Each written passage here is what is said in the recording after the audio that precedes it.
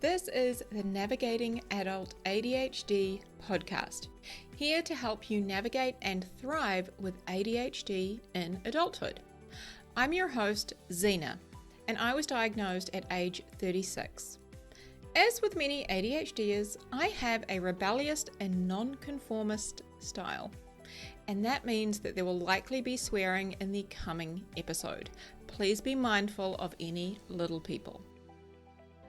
Hello, my friends. Welcome back to the Navigating Adult ADHD podcast, where I'm super happy to be here with you all. Believe it or not, in true ADHD fashion, this is a very last minute record. I usually record these the week before they are released, and often I will do some research, or I will have multiple episodes that I'm working on at the same time.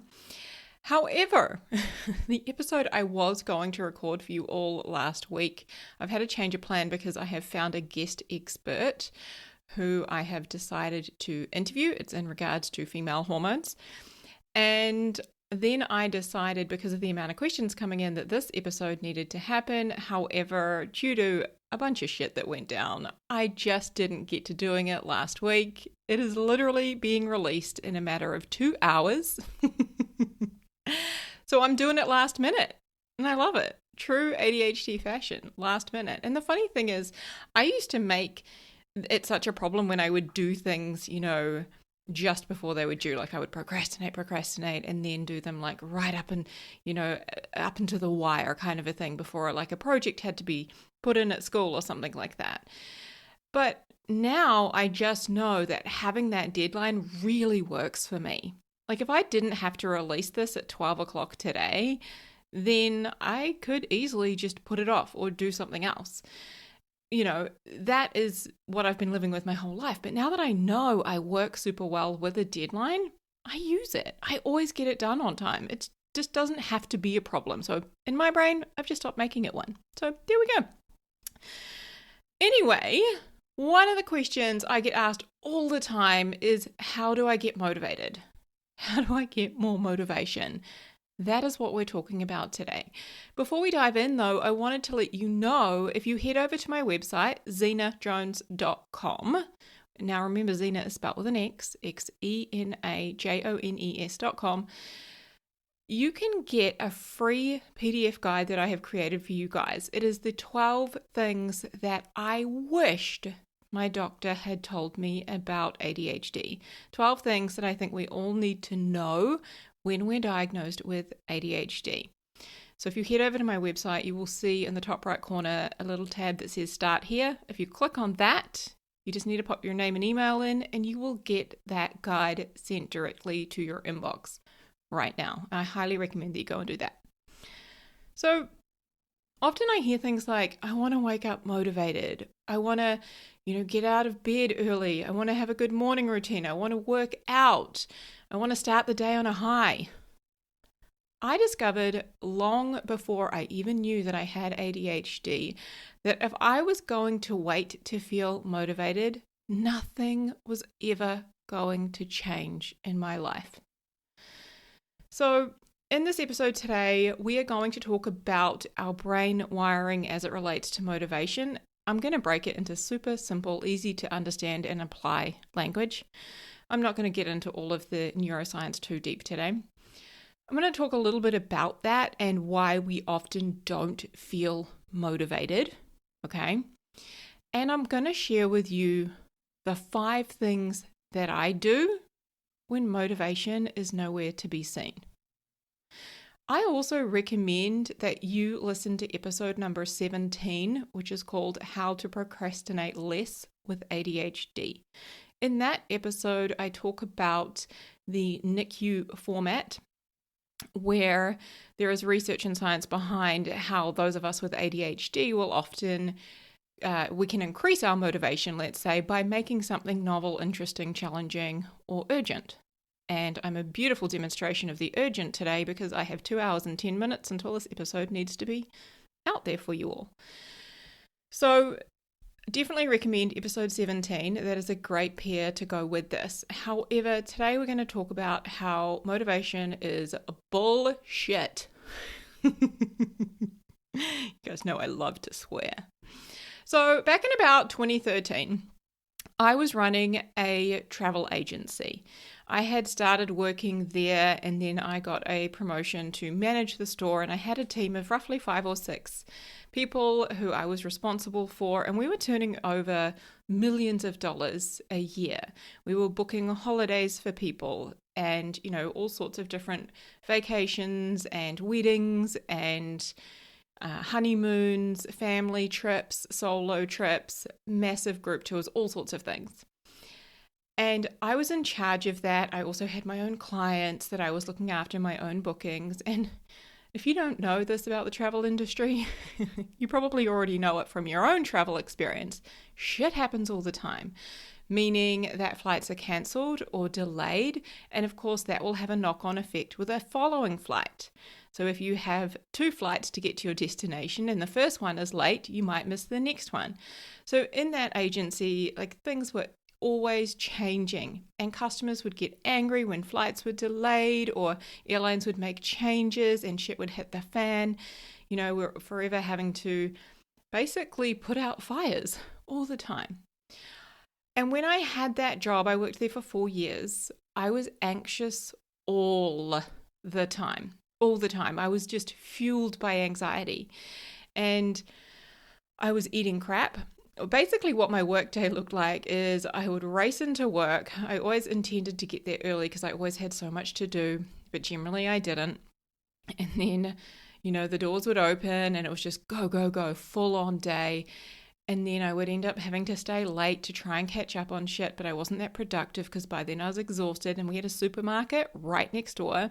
I would go into the supermarket and I would buy, I remember multiple times I would buy coleslaw the salad, and Cheerio sausages, the little red kids party sausages, and I would literally put them in the microwave when I got home. And buns, just a couple of fresh bakery buns. And I would eat that for dinner. So little Cheerio sausages, coleslaw, and a couple of buns. I would eat that for dinner, and I would microwave the sausages. I wouldn't even boil them in water because I just didn't give a shit. I would eat that. I was not exercising, and I'd go home. I was always drinking wine. It was bubbly wine, just something cheap and nasty. I would drink that, and then I'd eat anything sweet in the house, and I would just watch Netflix 24/7. I would even take it into the bathroom when I would have a shower and keep it playing. That was I was fueled by anxiety, doing all of that to kind of minimize the pain of the life that I was living, really. And I kept setting my alarm. I remember doing this so many times. I would set my alarm thinking, tomorrow's going to change. I'm going to get up early. I'm going to go for a run. And I'd get my gear out. I'd put my clothes out, my shoes out. And I'm going to set my alarm early. I'm going to get up and go for a run. And the alarm would go off. And I'd be like, I just don't feel like it. I'm too tired. I don't want to. And I kept doing that and kept saying the same things over and over again. I kept waiting to feel like getting up early. And ultimately, I was miserable. I hated my body. I was putting on weight. I felt sluggish. I felt like crap. And nothing was ever enough. I remember one year I traveled 5 times that year. I was making at that stage, it was at that point in my life, it was the most money I'd ever made. I was making great money because a lot of it was commission based.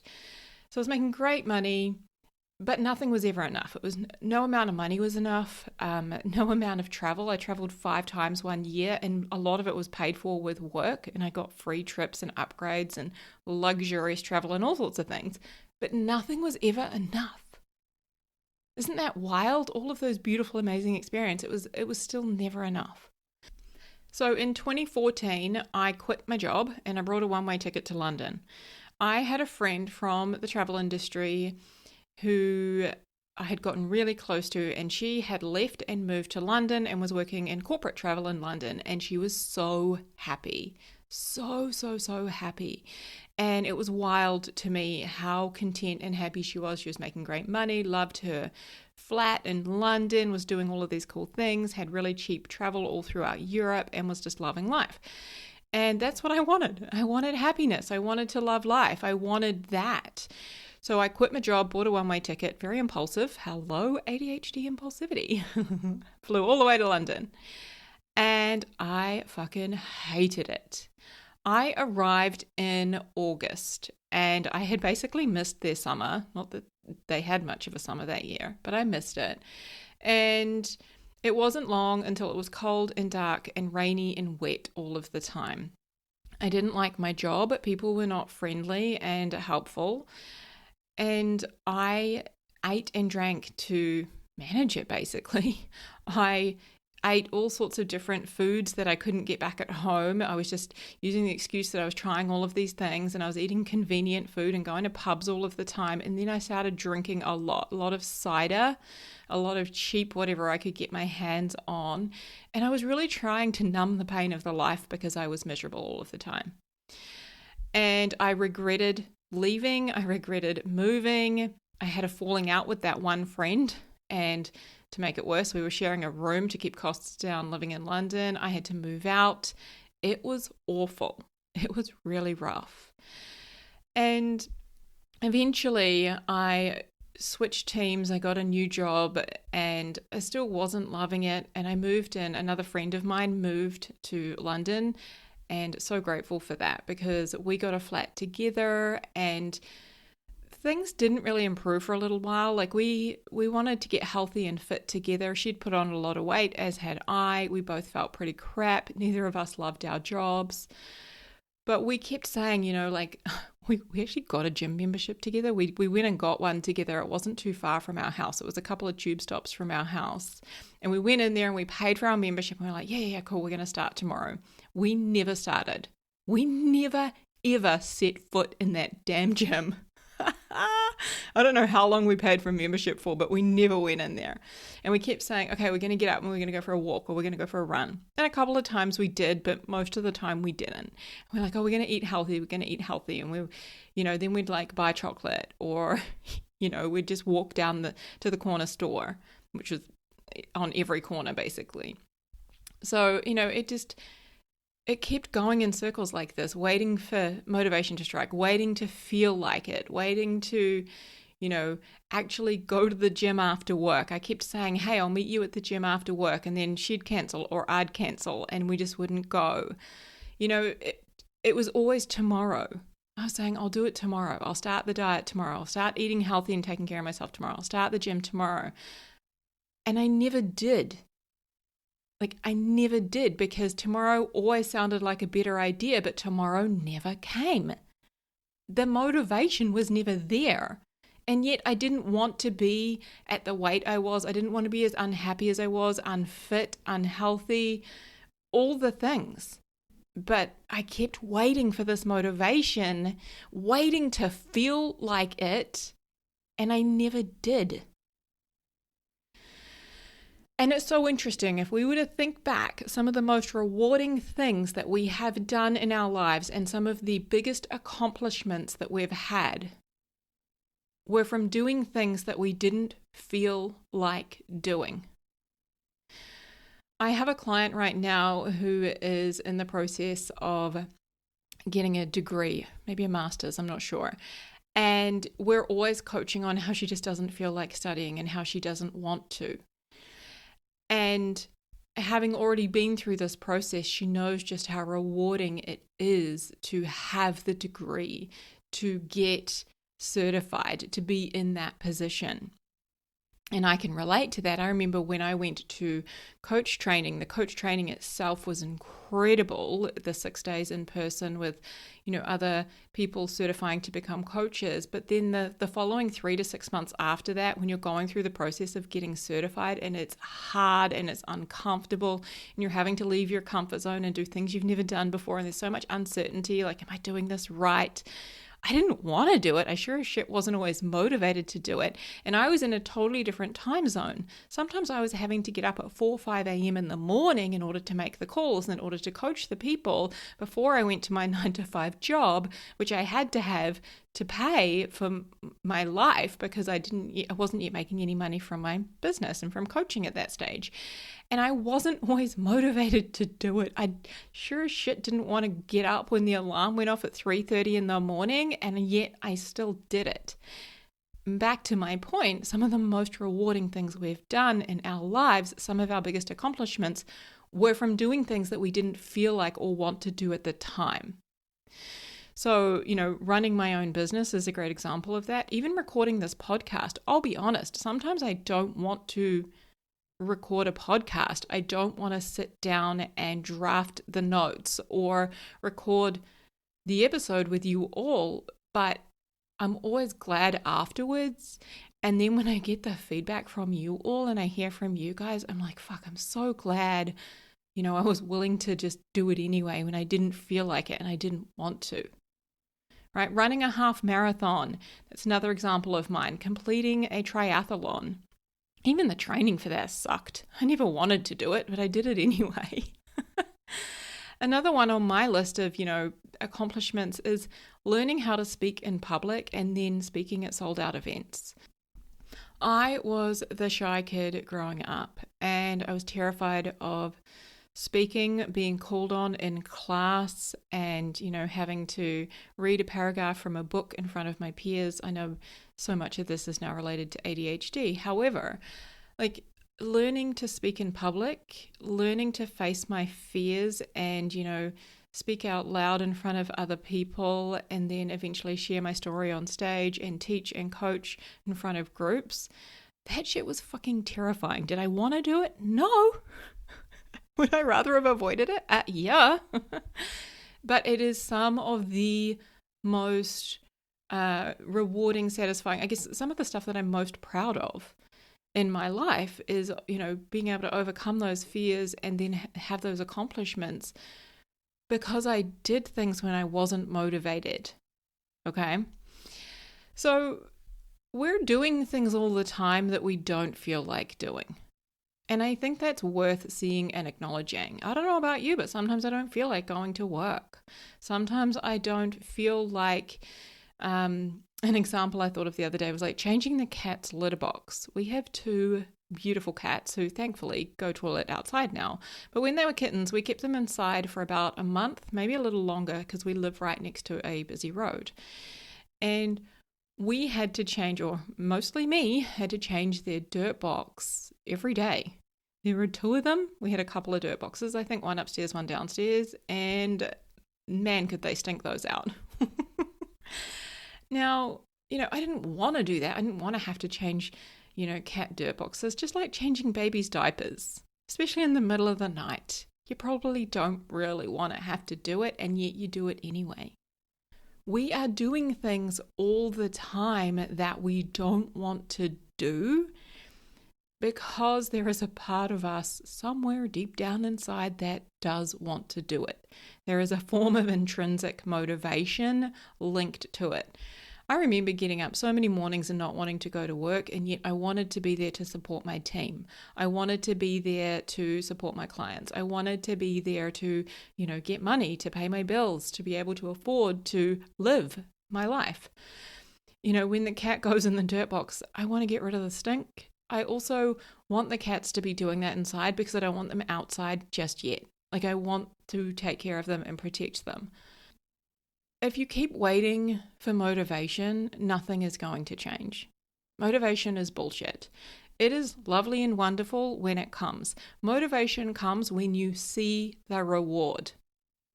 When you see it's working, when you are starting to reap the benefits, that is when the dopamine shows up. I'll tell you what, when I was living in London, I quit sugar for health reasons, also to lose weight. But I wasn't expecting ridiculous amount of benefits that came with it. But I tell you what, every single day I did not want to not have sugar. I wanted the damn sugar.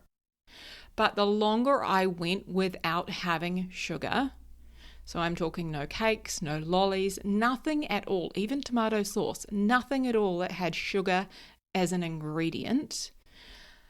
When I did that, the longer I went without it, the more I started to see it's working, the more motivated I became. And its working showed up in the form of I lost weight.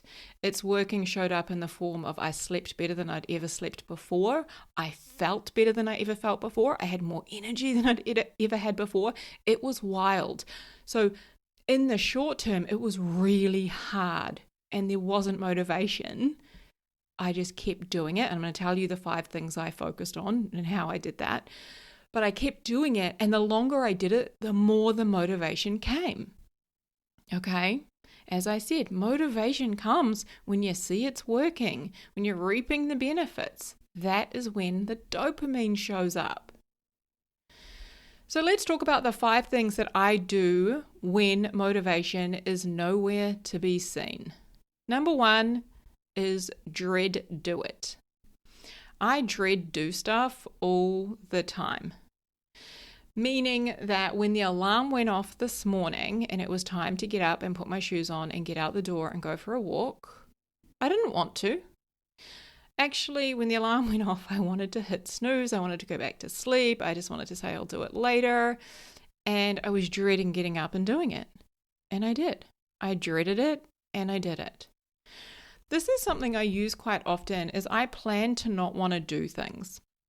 So I've used this tool in my life for a long period of time. When I have a meeting, so say for example, I'm giving a talk next Tuesday, I believe, and I'm dreading it. I know it's going to be amazing. I know I'm going to do a great job. I know the people are going to love the talk, but I'm dreading it because to me it's uncomfortable, it's hard, it requires a lot of my energy, all of these things. So I'm dreading it. I plan to dread it right up until the point where I'm there and I'm doing it. I'm going to dread it and I'm going to do it anyway. I'm not going to plan or expect to feel wonderful or excited or, all of these positive things about it. No, I'm planning to dread it and do it anyway. And if I get excited, if I get motivated, if I start to, feel wonderful about it, well, that's a fucking bonus. But I'm planning to dread it and do it anyway. And it takes a lot of pressure off.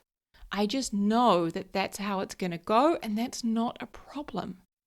I use this all the time. Number 2 is focus on why I want to do it, especially when I don't want to do it. When we can give meaning to something, we add that intrinsic motivation, that internal drive and desire that increases our likelihood of actually doing it. I do this a lot when I do, I journal quite a lot. So say, for example, with this podcast, and I had a bit of kind of confusion around what I was going to record, and then the one I had, as I said to you, it didn't work out. And I just thought, I could actually skip this week and, I could just have a week off and then get back on it, or I could record it late or what have you. I didn't really want to do it, even though I did, right?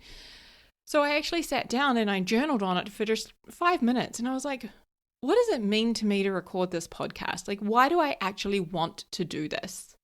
And I wrote down a bunch of stuff because I know it'll help at least one person, because I love hearing from you guys, because this is the information that I wish I had heard sooner. This is the stuff I wish I had learned when, I was first starting out on my ADHD journey. Like, this is the shit that I think is so important that I share with the world.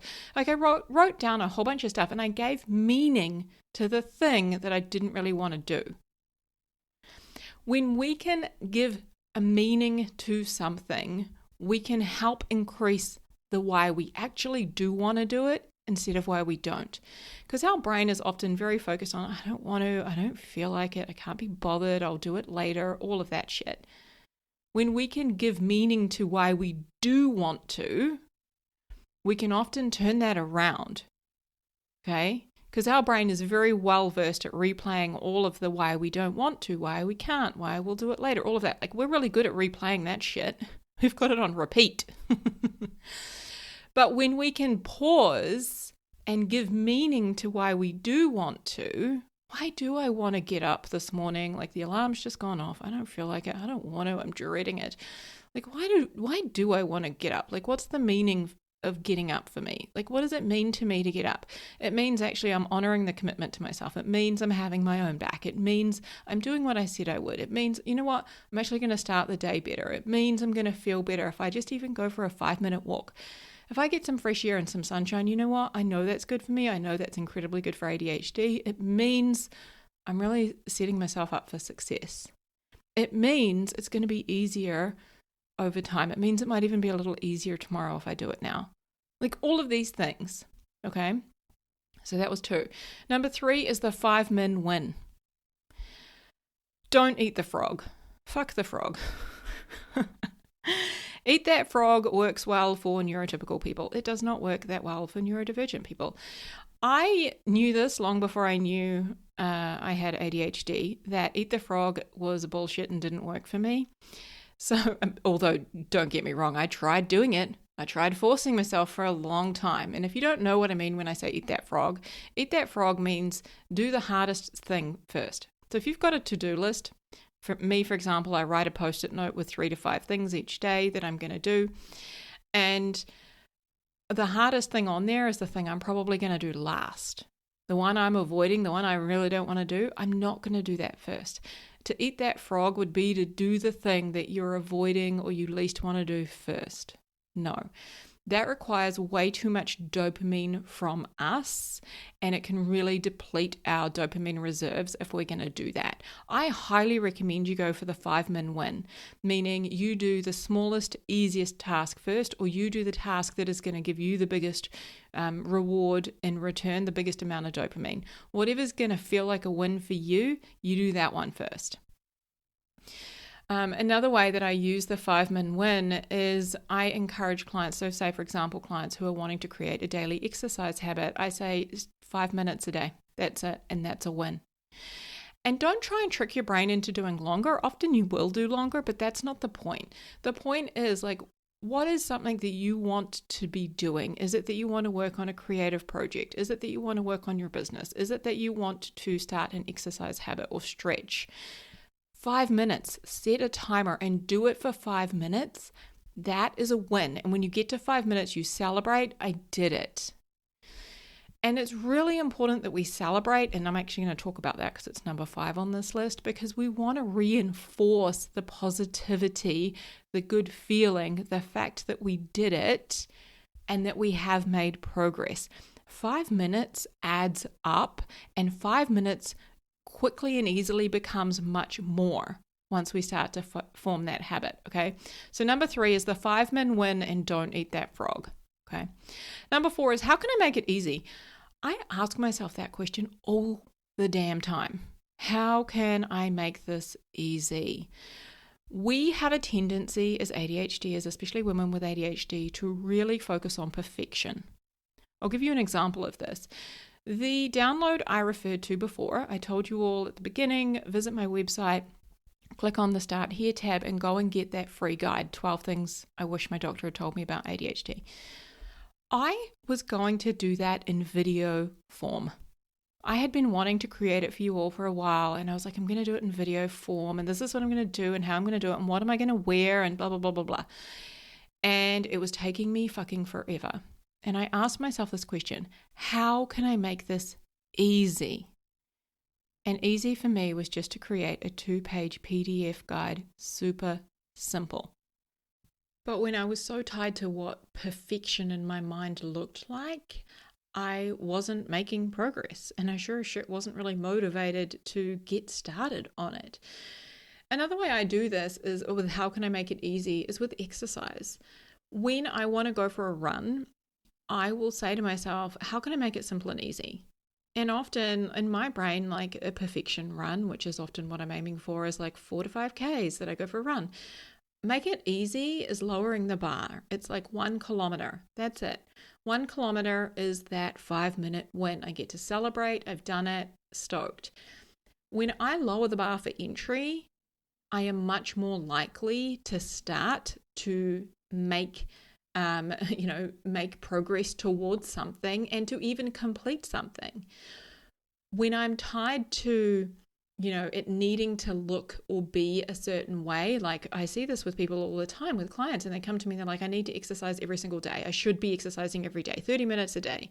And I'm like, okay, hang on a minute. Like, no wonder you're not doing it. It doesn't sound simple and easy. And it doesn't sound like something that you're motivated to do, first of all, and you feel like you should be. So let's use some of these things. Let's plan on not wanting to do it, dread do it. Let's focus on why you want to do it, give it meaning.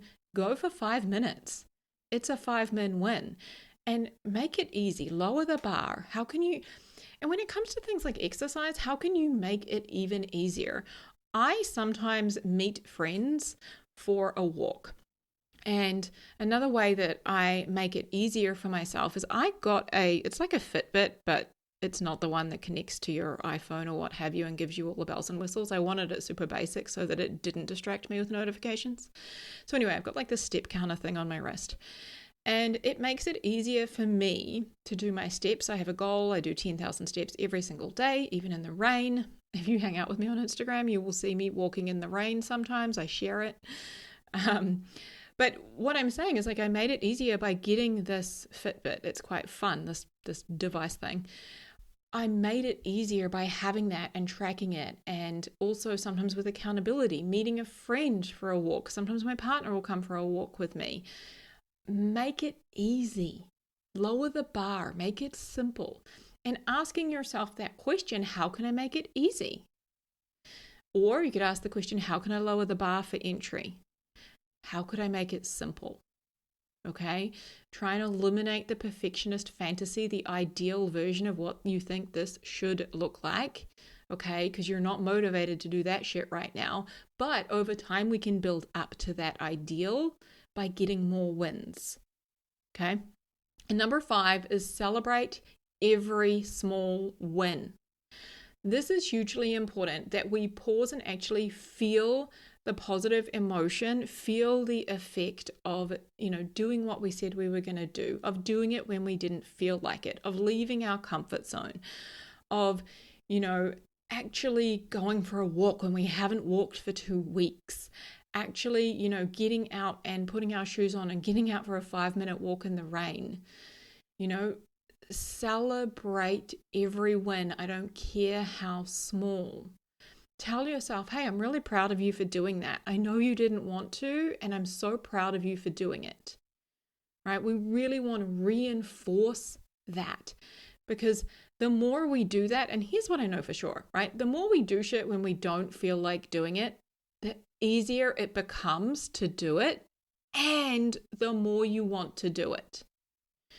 And that is made so much easier when you reinforce with positive reinforcement. Okay?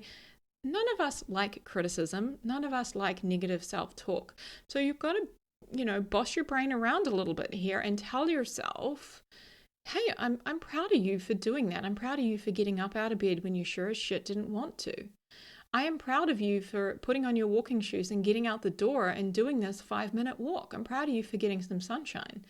Like, stoked that you did this. Like, this is a massive win. I just want to acknowledge that.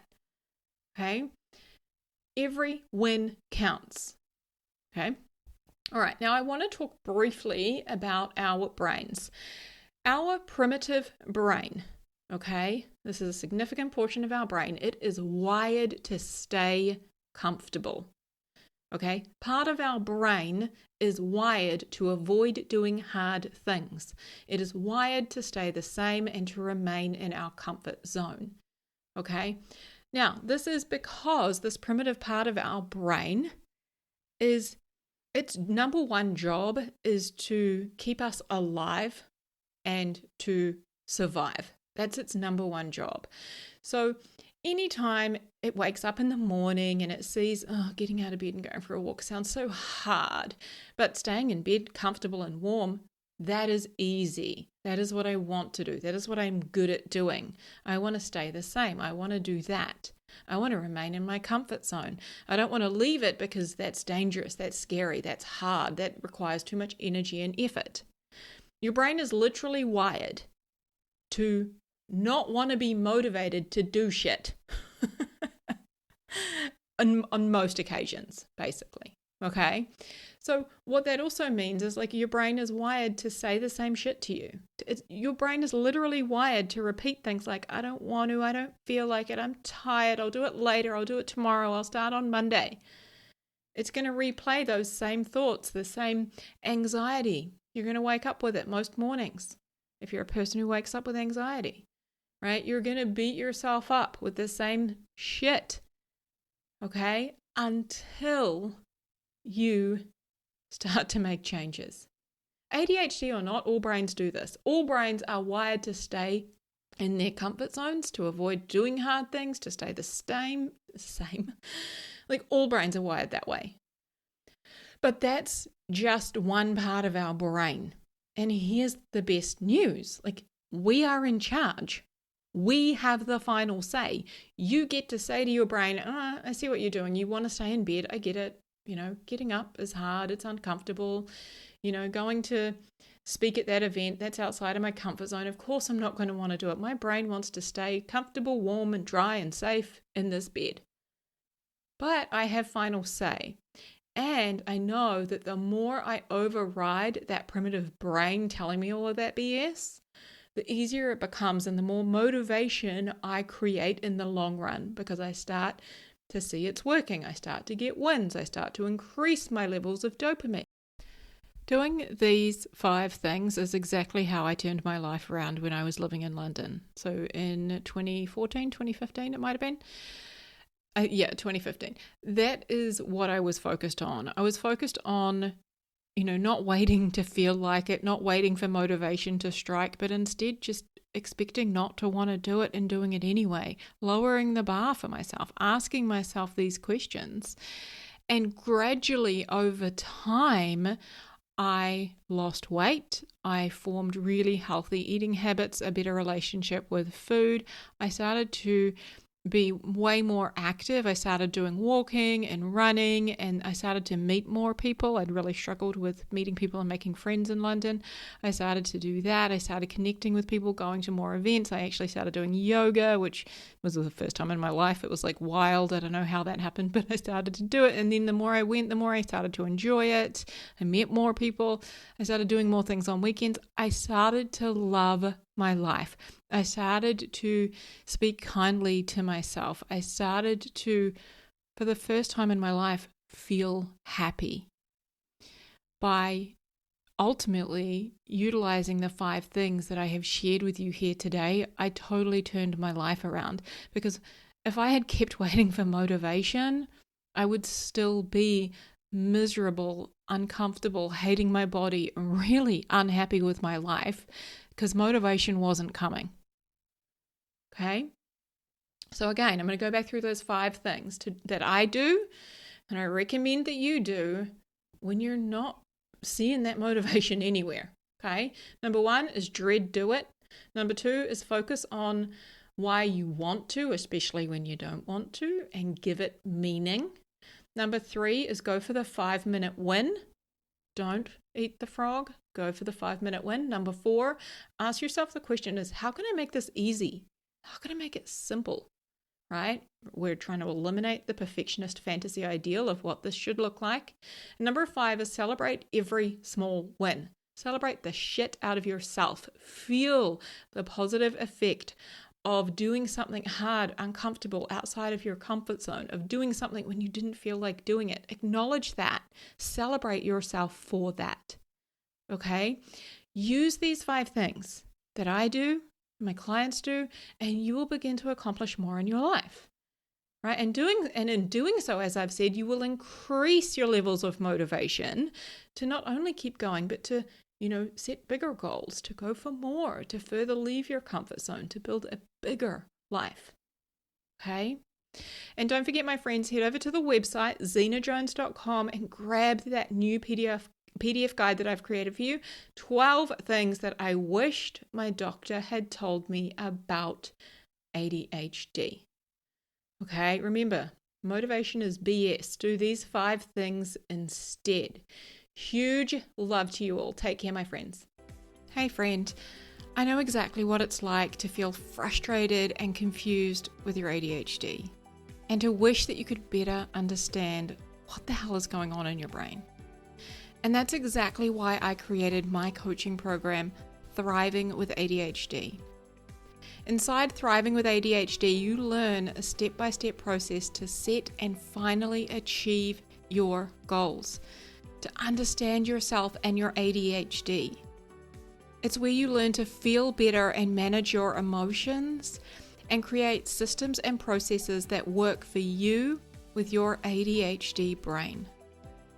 This is designed for you to learn how to thrive with ADHD so you can create the life that you were meant to live. Visit zenajones.com/ADHD to learn more and book a consultation.